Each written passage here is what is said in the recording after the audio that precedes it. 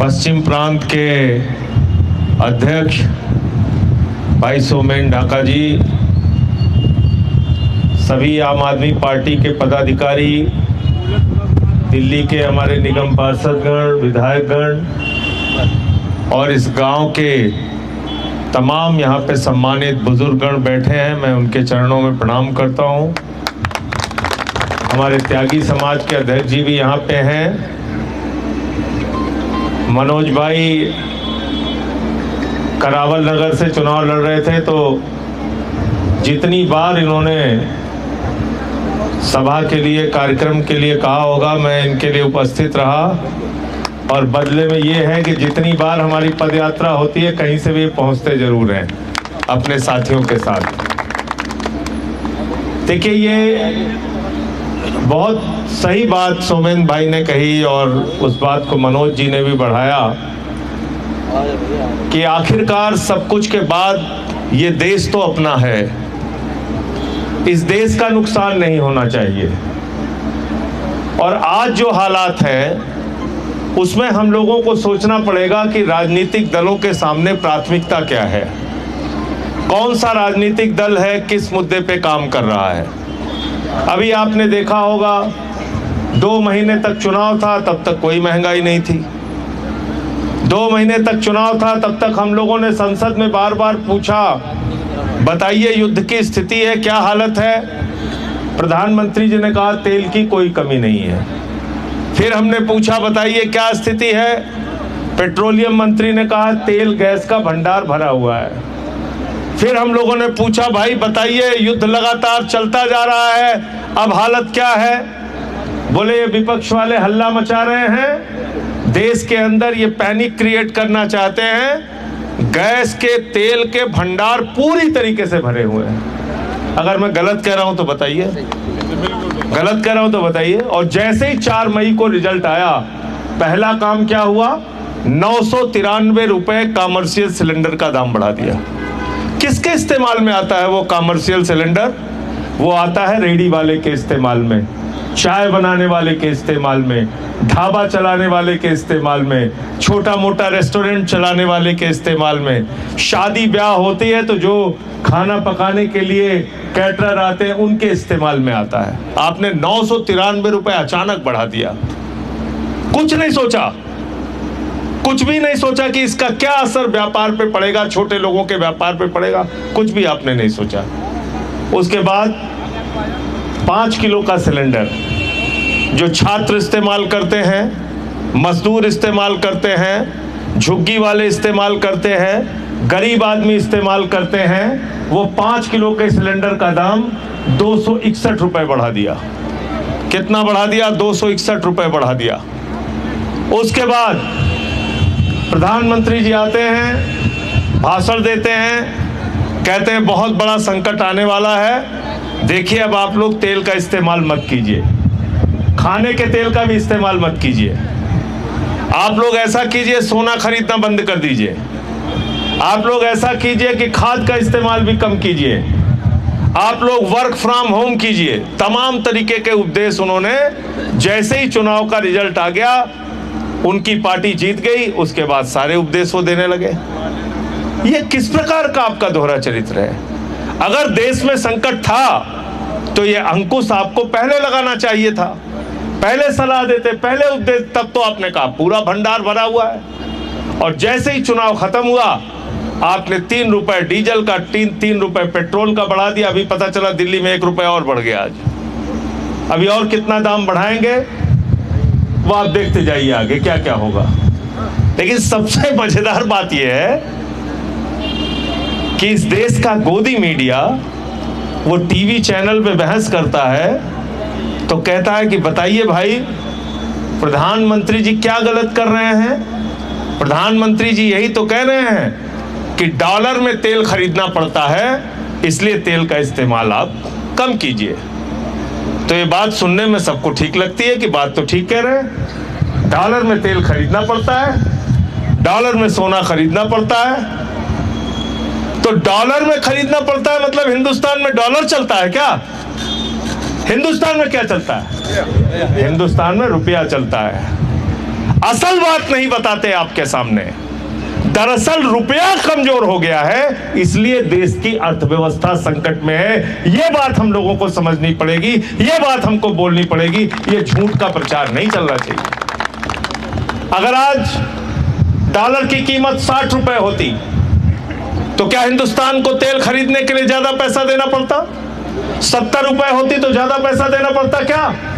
आपने सरकार की नाकारा नीतियों के कारण 96 रुपए का डॉलर कर दिया, इसलिए आपको तेल खरीदने के लिए ज्यादा रुपया देना पड़ता है, रुपया ज्यादा देना पड़ता है, जो डॉलर में तब्दील होता है और उसके बाद डॉलर में खरीद होती है।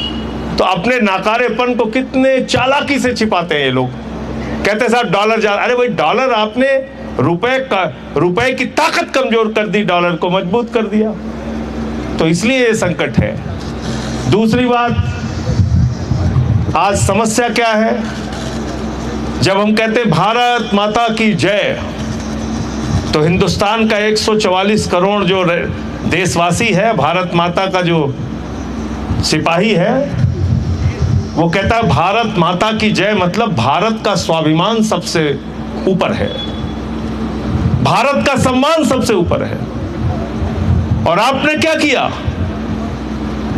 ट्रंप कहता है रूस से तेल मत खरीदो और प्रधानमंत्री तेल खरीदना बंद कर देते हैं। ट्रंप कहता है गैस मत खरीदो, प्रधानमंत्री गैस खरीदना बंद कर देते हैं। रूस से हमको $10 प्रति बैरल सस्ता तेल मिल रहा था। हमारे देश में रूस का तेल 4 दिन, 5 दिन, 6 दिन में पहुंच सकता है, लेकिन वेनेजुएला से तेल खरीदने के लिए कह दिया गया, अमेरिका से तेल खरीदने के लिए कह दिया गया।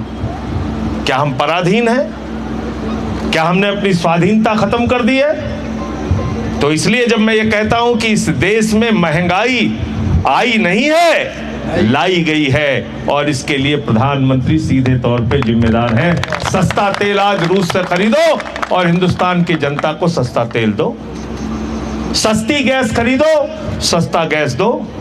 किसने आपको रोका है? दूसरा काम आपने क्या किया? विदेश नीति में हर देश अपना फायदा पहले देखता है।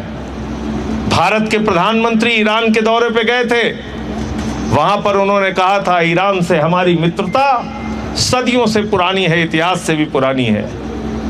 लेकिन जब युद्ध का मौका आया, आप 2 दिन पहले इजराइल की यात्रा पे चले गए। यहाँ बैठे हुए त्यागी समाज के लोगों को शायद इस बात की जानकारी ना हो, मुझे भी जानकारी नहीं थी। जब युद्ध शुरू हुआ तो मैंने जब जानकारी हासिल की तो पता ये चला कि स्ट्रेट ऑफ हार्मोज जो रास्ता है, समुद्री मार्ग है जिस पर ईरान का कब्जा है, वहां से भारत का 60% कच्चा तेल आता है, वहां से भारत की 50% गैस आती है। ये बात हमको नहीं पता थी, लेकिन भारत के प्रधानमंत्री को पता थी। तो आपने ईरान से अपने रिश्ते क्यों खराब किए? आज रूस का जहाज स्ट्रेट ऑफ हार्मोज से जा सकता है, चीन का जहाज स्ट्रेट ऑफ हार्मोज से जा सकता है, लेकिन जो हमारा दोस्त देश था ईरान, उससे हमारा जहाज नहीं आ पा रहा है। ये हमारी विदेश नीति की फेल्योर है। तो इसलिए भी मैं कह रहा हूं कि देश में महंगाई लाई गई है, ये महंगाई आई हुई नहीं है। ये संकट हमने प्रायोजित किया है देश के साथ, और आज हमारे किसी भी मुद्दे पे सरकार ध्यान नहीं देती। बिल्कुल ठीक कहा सोमेन ढाका जी ने, सिर्फ आपको हिंदू मुसलमान जाति धर्म इस राजनीति में फंसा रखा है। 22 लाख बच्चों का पेपर लीक हो गया नीट, और हम तो जिस उत्तर प्रदेश में रहते हैं यहाँ तो पेपर लीक का रिकॉर्ड है। सिपाही का पेपर लीक, दरोगा का पेपर लीक, लेखपाल का पेपर लीक, 99 पेपर लीक हुई। पूरे हिंदुस्तान में 93 पेपर लीक हुए हैं, 93 पेपर लीक। आप बताइए, आप अपने बच्चे को पेट काट के पढ़ाते हैं, महीने का 5,000 10,000 रुपए कोचिंग के लिए देते हैं, उसको रहने का इंतजाम देते हैं, बड़ी मुश्किल से दिन रात वो पढ़ाई करके तैयारी करके परीक्षा देता है, बाद में पेपर लीक हो गया। 4 बच्चों ने आत्महत्या की। बिल्कुल ठीक आपने कहा, 4 बच्चों। एक अंशिका पांडे नाम की बिटिया थी, 4 नंबर से उसका पिछली बार नीट की परीक्षा में रह गया था। इस बार उसने अच्छी परीक्षा दी थी, पेपर लीक हो गया, उसने आत्महत्या कर ली। एक नौजवान लड़का है मिश्रा, वो लखीमपुर खीरी का, उसने आत्महत्या कर ली। एक लड़का है गोवा का, उसने आत्महत्या कर ली। एक और ने आत्महत्या कर ली। ये सरकार के द्वारा उनकी लापरवाही के कारण हुए पेपर लीक के कारण ये हत्या है सरकार के द्वारा, ये आत्महत्या नहीं है। आप उनके मनस्थिति को समझिए, किस तरीके से लड़के दिन रात मेहनत करते हैं, तैयारी करते हैं। तो उत्तर प्रदेश में तो पेपर लीक पे पेपर लीक हो रहा है, लेकिन इसमें कोई आवाज नहीं उठाता, कोई नहीं बोलता। तो आज मेरा ये मानना है कि अपने मुद्दों पे हमें राजनीति करनी पड़ेगी। और प्रधानमंत्री तो हम लोगों को किसी लायक नहीं समझते, खास तौर से यूपी वालों को तो बिल्कुल लायक नहीं समझते। एक सभा में गए, आप हरियाणा से हो, सुनिए क्या कहते हैं हमारे प्रधानमंत्री। कहने लगे, हाँ भैया यूपी के नौजवान हो। बोले हाँ साहब। बोले तुम्हारे लिए रोजगार लेके आया हूँ, चुनाव का टाइम था। तो बोले हाँ क्या रोजगार है साहब? कहें गोबर से तुमको रोजगार दूंगा, जिता दो एक बार। 5 साल हो गया गोबर का रोजगार खोज रहे हैं हम लोग। गलत कहा हो बताइए। उसके बाद एक सभा में गए, कहने लगे बताओ भाई, अगर गांव गांव में कब्रिस्तान है तो शमशान होना चाहिए कि नहीं होना चाहिए? पब्लिक कह रही हाँ होना चाहिए। प्रधानमंत्री की प्राथमिकता स्कूल बनाने की नहीं, अस्पताल बनाने की नहीं, गांव की सड़कें बनाने की नहीं, पीने का साफ पानी देने की नहीं, पर्यावरण की सुरक्षा की नहीं। प्रधानमंत्री की प्राथमिकता अगर शमशान बनाने की और गोबर से रोजगार देने की होगी तो देश कहां जाएगा, हम आप इसका मूल्यांकन कर सकते हैं। आज 4 साल की नौकरी कर दी सेना में। हमारे घरों के भी बहुत सारे लोग सेना के अंदर अपनी सेवाएं दे चुके हैं, रिटायर्ड फौजी हैं। ये किस प्रकार का आपने काम किया? आपके पास अडानी, अंबानी, दुनिया भर के लोगों के लिए पैसा है। 17 लाख करोड़ रुपए आपने चंद पूंजीपतियों का माफ कर दिया। भारत की सेना के लिए पैसा नहीं है आपके पास। आपने 4 साल की अग्निवीर योजना लागू कर दी। तो मैं समझता हूं ऐसे तमाम मुद्दे हैं, उन मुद्दों पे हमको एकजुट होना पड़ेगा। और जब आप मुद्दों पे बात करेंगे तो मैं समझता हूं कोई भी सरकार हो, चाहे हमारी सरकार हो, चाहे भाजपा की हो या समाजवादी, किसी भी पार्टी की सरकार है, अगर जिस दिन मुद्दों पे राजनीति हिंदुस्तान में होने लगेगी, नेता कोई भी हो उसको आपके हिसाब से चलना पड़ेगा, तब आप सही रूप में मालिक बनेंगे। अभी तो ये लोग हमको गुलाम समझते हैं। मालिक तो सही आप बनेंगे तब जब आपके हिसाब से सरकारें काम करें, और वो करेंगी तब जब आप अपने मुद्दों पे ध्यान देंगे। 1 लाख सरकारी स्कूल हिंदुस्तान में बंद हो गए और अकेले यूपी में 50,000। आप बताइए, ये शिक्षा के प्रति हमारी सोच है, हमारी सरकारों की प्राथमिकता है? मिड डे मील में नमक रोटी खाने को मिल रहा है, सरकारी अस्पताल में मोमबत्ती में ऑपरेशन हो रहा है। ये सुविधाएं टैक्स हमसे लेते हो, लाखों करोड़ रुपए क्यों नहीं मिलती हमको? क्योंकि हम इन मुद्दों पे आवाज नहीं उठाते। आज मैं सिर्फ इस यात्रा के माध्यम से आप सबसे एक ही अपील करना चाहता हूं। एक हमारे साथी हैं संतोष यादव जी, इस यात्रा में चल रहे हैं, वो मिर्जापुर से आए हैं। उन्होंने बैनर आगे लिखा हुआ है 22 घंटे पेट को, 2 घंटे देश को। 22 घंटे पेट को और 2 घंटे देश को।